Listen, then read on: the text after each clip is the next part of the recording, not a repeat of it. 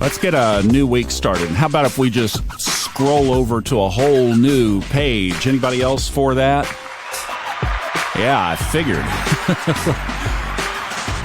Like Bob Seger, turn a page, turn a page. All right, let's get a new week started. Hi, Thomas Miller. Welcome to the Fun Astrology Podcast. We're talking about Monday, September 19th. I am going to tell a story on myself here. This is like how movie illiterate I am. But most of you will remember this scene from Raiders of the Lost Ark, the very first one. That was released back in the 1980s, and this was a big-time special effect back then. It shows you how much we've progressed in 35 years. Oh, my. But you remember the scene where Harrison Ford was running as fast as he could, and that boulder was rolling in that chute behind him?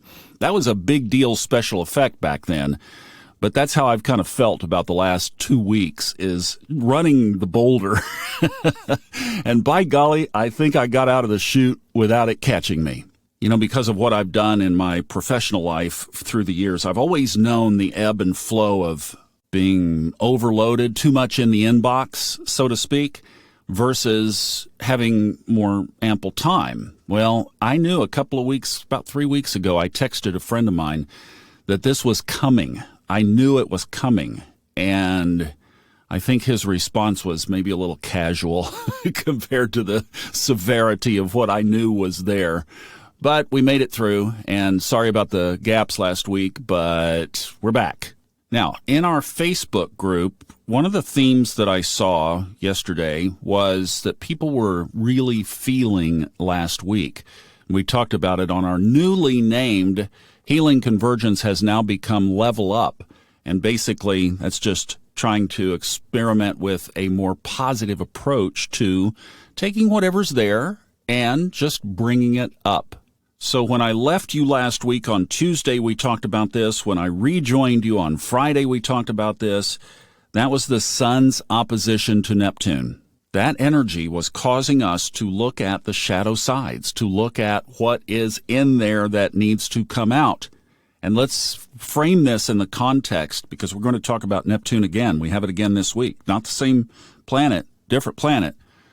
Liz Green, in her book about Neptune, which is incredibly difficult to read, but is all about the path of regeneration.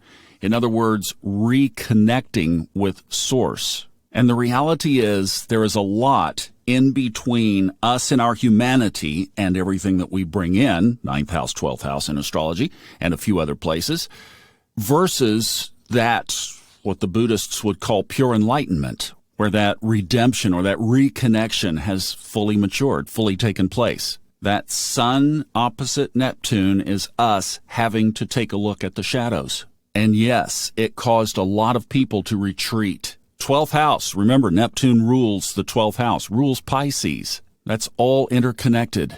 The 12th house is the place where you just want to crawl up and hide. Then you have to remember, put everything in the context of January 12th, 2020. I keep hammering this for a reason. The what?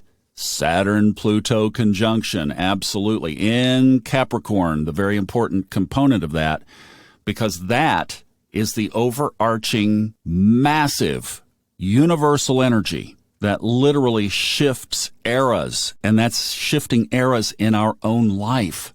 So see, you came in with the old, just like we've seen in history with Saturn and Pluto, the morph from the Dark Ages to the Italian Renaissance. Keep 1284 in your mind. I think that those of us who incarnated here, and we're still here, and we're still working on this, we came in to shift an era of our life, if you will.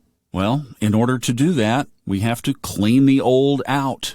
Fortunately, astrology gives us a beautiful picture of how and where to do that. So what are we looking at this week? Well, Venus is a major player because tomorrow Venus trines Uranus. So people are asking, when will all this be over?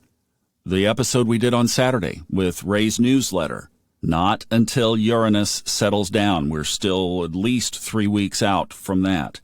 So Venus trines Uranus. That Venus energy stays with us through the week because on Saturday, Venus opposes Neptune. There we are. So Venus is everything endearing to us. everything beautiful, everything lovely, everything that means a lot to us from the love of our heart is right now. I mean, we're in the waxing last day before this aspect.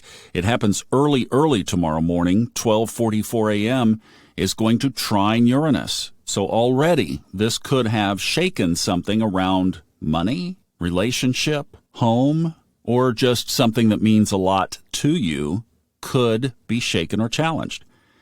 And then, same energy as last week, just applied to those areas of our life when Venus opposes Neptune on Saturday. That one happens at also early morning, 4:51 a.m.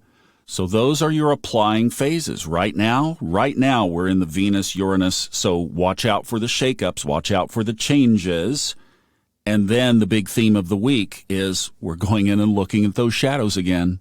Now, there are a couple of other aspects. We'll develop these as the week goes on, but of note, a big, long void of course that happens on Thursday morning early, 7:06 Eastern Time.